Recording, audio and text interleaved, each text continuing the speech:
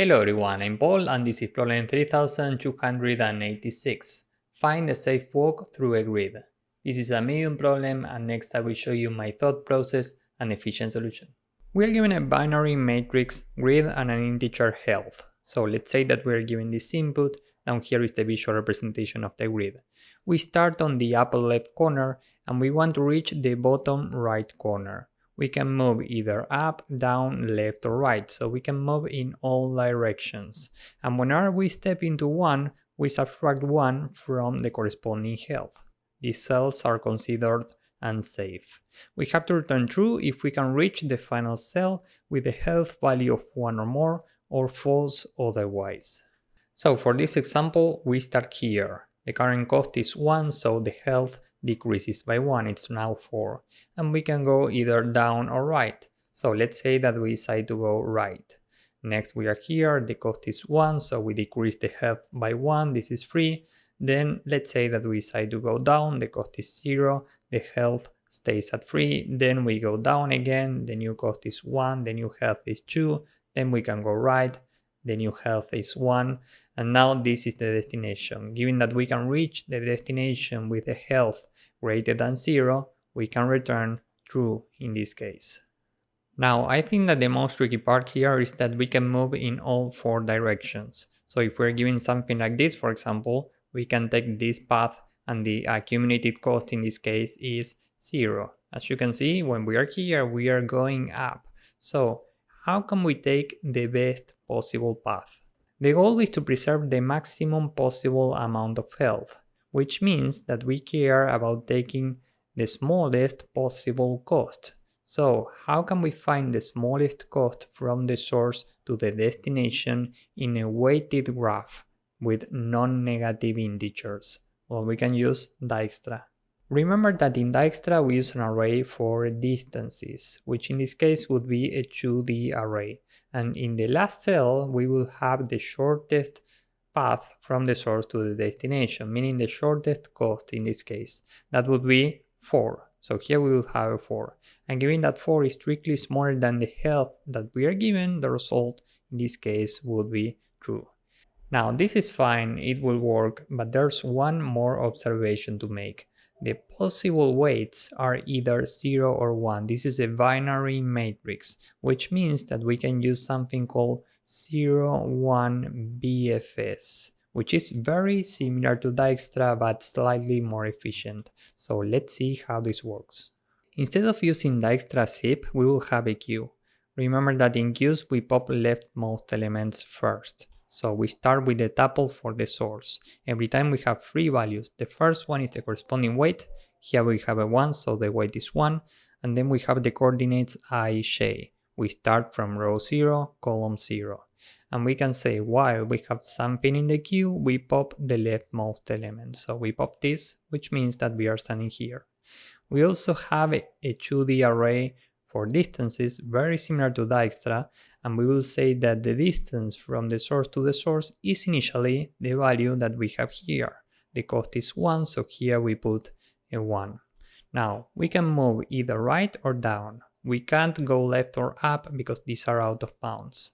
So let's say that we try to go down.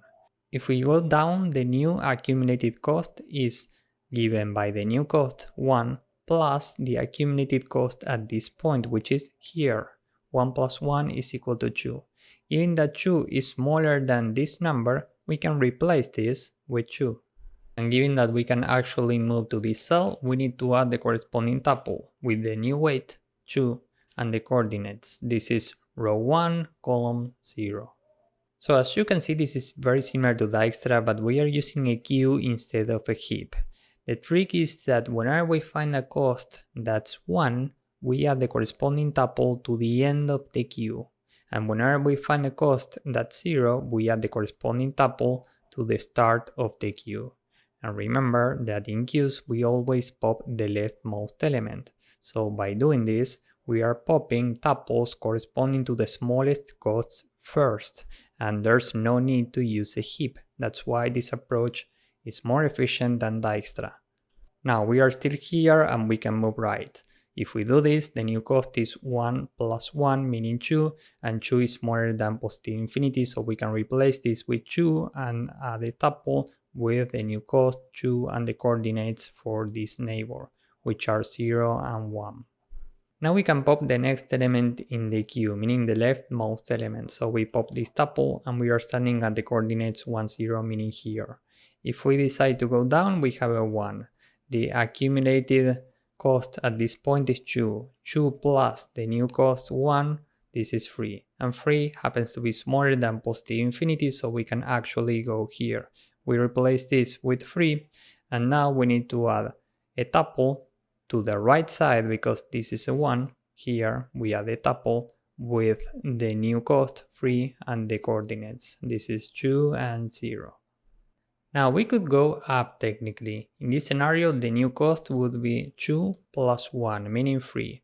But given that 3 is larger than what we have here, we should keep a 1, which means that we are not actually going here. And this is great because we are avoiding cycles. We can't go left because this is out of bounds, but we can go right.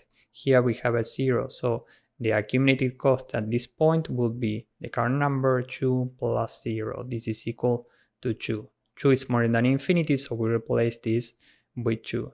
And now we need to add the corresponding tuple in the queue. And the new weight is 0, which means that we need to add a tuple here in the start of the queue. So here we add a tuple with the cost 2 and the coordinates 1, 1. Now we can repeat the same process. We pop the leftmost tuple in the queue, meaning this one, so we are standing here. If we decide to go down, the cost is 2 plus 1, meaning 3, and 3 is smaller than infinity, so we replace this with 3. And we need to add a tuple to the end of the queue, because this is a 1 with 3 and the new coordinates. These are 2 and 1. If we decide to go up, the new cost would be 2 plus 1, meaning 3, but 3 is larger than 2, so we rather keep 2 here.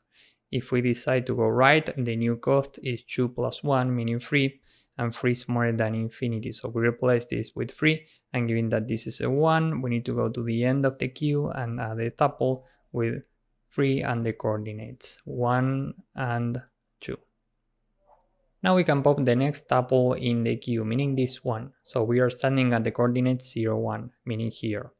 If we decide to go down, the new cost is 2 plus 0, meaning 2, and 2 is equal to what we have here, so we can just keep this. If we go up, we are out of bounds. If we go right, the new cost is 2 plus 1, meaning 3, and 3 is more than infinity, so we can actually go here. This is 3, and given that this is 1, we need to go to the end of the queue and add a tuple with the cost 3 and the coordinates 0, 2. If we try to go left, we do 2 plus 1, this is 3, and 3 is larger than what we have here, so we are not going left. This is the current state of the queue. Now we can pop the next element, meaning this one, so we are standing at the coordinates 2, 0, meaning here. If we decide to go down, we are out of bounds. If we go up, we take the accumulated number 3 plus 1, and this is equal to 4. But 4 is larger than what we have here, so we are not going up. If we decide to go right, we take 3 plus the new cost 1, and this is equal to 4, but 4 is larger than 3, so we are not going right. And if we decide to go left, we are out of bounds, so we can just continue. Now we pop the next element in the queue, meaning this one. We are standing at the coordinates 2, 1. If we go down, we are out of bounds. If we go up, the cost is 3 plus 0, which is larger than 2, so we don't go up. If we go right, the corresponding cost is 3 plus 1, meaning 4, and 4 is more than infinity, so we can replace this with 4, and given that this is a 1, we go to the end of the queue and add a tuple with 4, and the coordinates are 2 and 2. Next we pop this, so we are standing at the coordinates 1, 2, meaning here. If we go down, we take 3 plus 1, which is 4, and that's equal to what we have here, so we don't go down. If we go up, we take 3 plus 1, which is 4, and that's larger than 3, so we don't go up. If we decide to go right, we are out of bounds, and if we go left, we do 3 plus 0, which is 3, and that's larger than 2, so we don't go left. Now we can pop the next tuple. The coordinates are 0, 2, so we are standing here. If we decide to go right, we do 3 plus 1, that's 4, which is larger than 3. If we go up, we are out of bounds. If we go right, we are out of bounds. And if we go left, we do 3 plus 1, that's 4, which is larger than 2, so we don't go left. Now we can pop the next tuple. The coordinates are 2, 2, so we are standing here. If we go down, we are out of bounds. Up, we do 4 plus 1, which is 5, that's larger than 3. If we go right, we are out of bounds. And if we go left, we do 4 plus 1, which is 5, and that's larger than 3. So that's it. Given that the queue is empty, now we can end the loop, and the shortest path is given by the value in the last cell. It's 4. And given that 4 is strictly smaller than the health that we are given, that's it. We can just return true. And by doing this, we are solving the problem in big O of n times m time and space complexity, where n and m are the dimensions of the grid that we are given. Why? Well, because we are not repeating work. As you saw minutes ago, we are updating the values here only once. Space complexity is the same because we need space for the distances array and for the queue. So with this in mind, let's go with the code. First, we can say that n and m are the length of grid and the length of grid at row 0. We need a distances array. This is a 2D array, so we use an array, which includes an array with infinity times m for every index in range the amount of rows. And we can say that distances at row 0, column 0 is initially what we have in the grid. Row 0, column 0. We have a queue, which is a deck in Python because we have to pop elements from left, and we can add the source. Here the corresponding weight is grid 0, 0, and the coordinates are 0 and 0.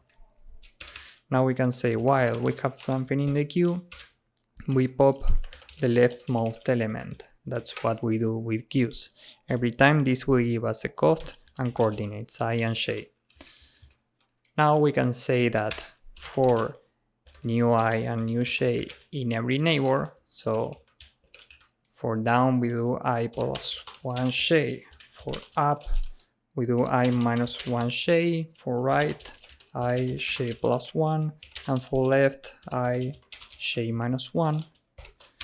For every neighbor, first we check that we are not out of bounds. So if new I is more than 0, or new I is greater or equal to n, or new j is more than 0, or new j is greater or equal to m, we are out of bounds, so we can just continue with the next neighbor. Else, if we are standing here, we can say that the new cost is equal to the current cost plus grid at the neighbor coordinates, new I, new j. And we can check if this new cost is strictly smaller than what we have in distances at the neighbor coordinates, new I, new j, then we can update the array. Distances, new I, new j is equal to the new cost, and now we need to decide where to append the new tuple. If the new cost is equal to the cost, this means that the current cost is equal to 0, so there's no contribution, in which case we can append the tuple to the start of the queue, so queue dot append left, and here we use the tuple with new cost. The coordinates are new I and new j. Else, this means that the current cost is a 1, so queue dot append a tuple with new cost, new I, and new j. Finally, we can go down here and return distances at -1 is smaller, strictly smaller than health. So if this is true, we return true. If this is false, we return false. Let's submit this and see if it works. As you can see, this works and it's very efficient. So if you found this useful, please drop a like, subscribe, and see you in the next one. Bye bye.